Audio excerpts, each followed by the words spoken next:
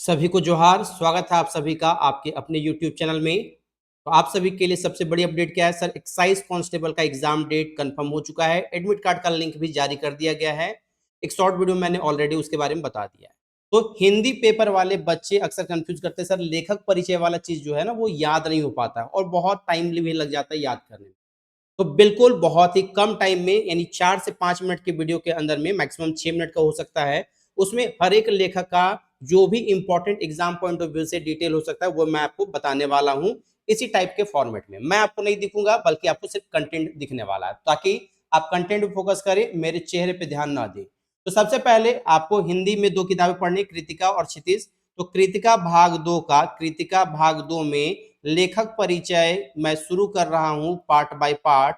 और यहाँ पे इस परिचय में सबसे पहला जो लेखक है उसका नाम है शिव पूजन सहाय। शिव पूजन सहाय, जिनके द्वारा पहला चैप्टर लिखा गया है माता का आंचल। माता का आंचल में शिव पूजन सहाय से संबंधित जितने भी सवाल बन सकते हैं वो एक एक करके मैं आपको बताने वाला हूं। ठीक है, सबसे पहले महान हिंदी लेखक आचार्य शिव पूजन सहाय का पूरा नाम जो यहाँ पे लिया जाता है वो शिव पूजन सहाय है। और बचपन में इन्हें भोलानाथ के नाम से जाना जाता था। याद रखिएगा, भोलानाथ के नाम से इनको जाना जाता है। इनका जन्म जो है बिहार के भोजपुर जिला के उनवास गांव में हुआ था। बिहार के भोजपुर जिला के उनवास गांव में हुआ था, ये आपको याद करके रख लेना है। अगर जन्म की बात करें तो याद रखिएगा 9 अगस्त 1893 ईस्वी को इनका जन्म हुआ था। और मृत्यु की बात करें तो याद रख लीजिएगा सर 21 जनवरी 1963 में इनकी मृत्यु हुई थी। शिक्षा की बात करें तो ये 10वीं पास थे। 10वीं पास करने के बाद ये कहाँ पे सर, बनारस में। कहाँ? बनारस कोर्ट में जाकर जो है, बनारस कोर्ट में जाके, अदालत में जाके नकलविस का काम कर रहे थे। ये बात आप याद करके रख लीजिएगा। क्लर्क का एक पोस्ट होता है, बेसिकली ये जितने भी डॉक्यूमेंट होते हैं उनकी कॉपी निकालने का ये काम करते थे, है ना। उनका जेरोक्स एक तरीके से कह सकते हैं, फोटो कॉपी या फिर उसका डुप्लीकेट करने का काम करते थे, है ना। याद रखिएगा, माता का आंचल राजकुमारी देवी। पिता का नाम अलग अलग जगहों पे अलग अलग मिला है, कहीं बाजेश्वरी सहाय मिला है, कहीं बागेश्वरी सहाय मिला है, कहीं बागेश्वरी सहाय भी मिला है, और कहीं कहीं आपको बालेश्वर सहाय भी इनके पिता का नाम लिखा हुआ मिलेगा। तो ऑप्शन में जो भी नाम मिले टिक करके आप यहाँ पे याद कर लीजिएगा।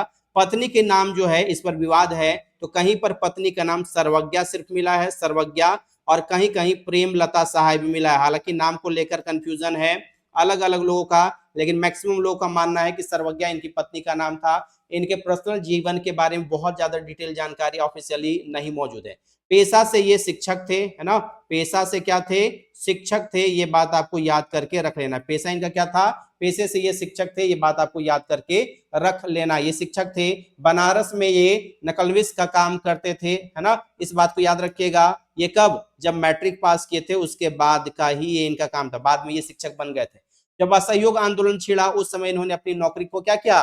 त्याग देने का काम किया, नौकरी छोड़ देने का काम किया। इस बात को याद करके रख लीजिएगा। इनके द्वारा बहुत सारे मैगजीन यानी पत्रिकाओं पर भी काम किया गया। ये संपादक पोस्ट पे थे, जिनमें माधुरी, बालक, जागरण और हिमालय, ये कुछ प्रमुख पत्रिकाएं हैं जिनमें इन्होंने काम किया। उसके अलावा हिंदी का एक बहुत ही इंपॉर्टेंट आपका पत्रिका था मतवाला, इसके संपादक मंडल में भी ये सहयोगी के रूप में काम कर रहे थे। इनके द्वारा प्रमुख रचनाएं जो रची गई उसमें देहाती दुनिया, वे दिन वे लोग, ग्राम सुधार और स्मृति से। हालांकि दर्जनों किताब है, लेकिन 10th की किताब में जितनी किताबों का नाम दिया गया है केवल उन्हीं को आपको याद रखना है।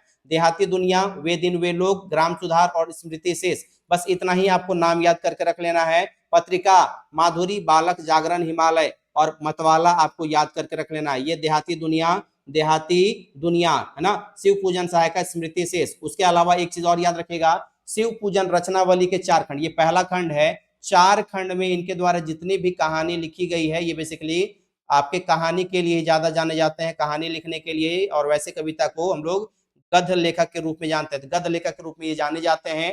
और इनके द्वारा मैक्सिमम जो कहानियां लिखी गई है उसको यहाँ पर किसमें, तो सर 4 खंडों में शिव पूजन रचनावली के नाम से प्रकाशित किया गया है। ये भी आपको याद करके रख लेना है, ठीक है। उसके अलावा क्या बात आपको याद रखिएगा सर, साहित्यिक यहाँ पे इनको कुछ उपनाम भी दिया गया है। इनको संपादक आचार्य के रूप में भी जाना जाता है, संपादक आचार्य के नाम से, और साहित्य भूषण के नाम से भी इनको जाना जाता है। साहित्य भूषण के नाम से क्यों जानते हैं, तो याद रखिएगा 1960 ईस्वी में इनको पद्म भूषण से भी सम्मानित किया गया है। किससे? पद्म भूषण से सम्मानित किया गया है।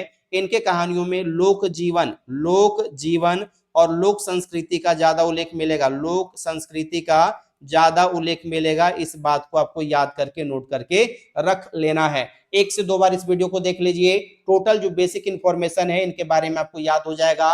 ये आपके लिए छोटा सा वीडियो कैसा लगा कमेंट करके जरूर बताइएगा। मिलेंगे अगले वीडियो में, तब तक के लिए take care, bye bye, thank you so much everyone, Jai Hind.